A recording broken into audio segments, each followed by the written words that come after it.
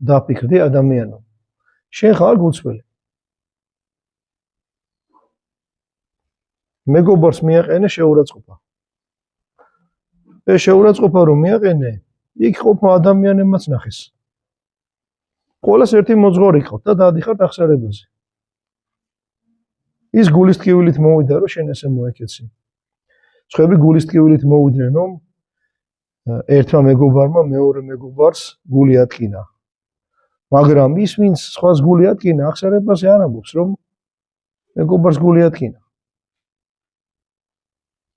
რას ფიქრობთ ეხლა ზიარებას მიიღებს ესეულად? მე ვფიქრობ ვერ მიიღებს. აბა დაფიქრდი, კაც გული ატკინე.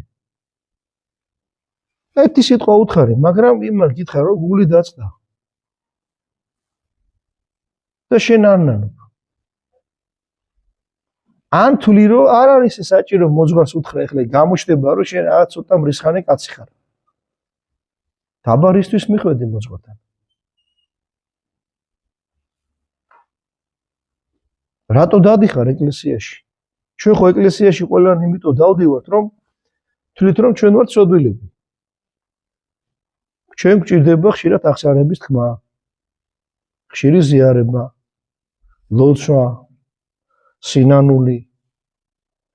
და ყველაზე მთავარ საქმეს სინანულში ცრუ. იმიტომ რომ ეშმაკი გატყუებს რომ უხერხულია ეს მოძღვარს უთხრა. ან არაუშავს ღმერთმა ხო იცის რომ ვნანობ და თუ ნანობ თქვი. თუ ნანობ იმ კაცთანაც მიდი ვისაც გული ატკინე და უთხარი ძმაო შემეშალე. ეხლა აი მოძღვარი გისმეს. და მოხვედი და რაც შეგეშალა უყვები. გაუხარდა რომ არ დამალე. ისე კიდე იცის რაც გააკეთე, მაგრამ არ ამბობ. მოძღვარი ვერ გეტყვის რა ესე რატომ მოიქეცი. იცის და გელოდება. ამ შემთხვევაშიც მოძღვარი უფალს ბაწევს. უფალმა იცოდა იუდა რას აკეთებდა. ახვედრებდა, მაგრამ პირდაპირ არ ეუბნებოდა. და თვითონ უნდა მიეღო გადაწყვეტილება. თვითონ უნდა ეთქვა რომ ქურდი იყო.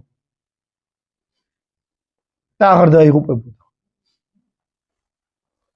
ზუსტად იუდას მსგავსად იცევა ადამიანი, რომელიც შეგნებულად, თუნდაც სულ პატარა ცოდვას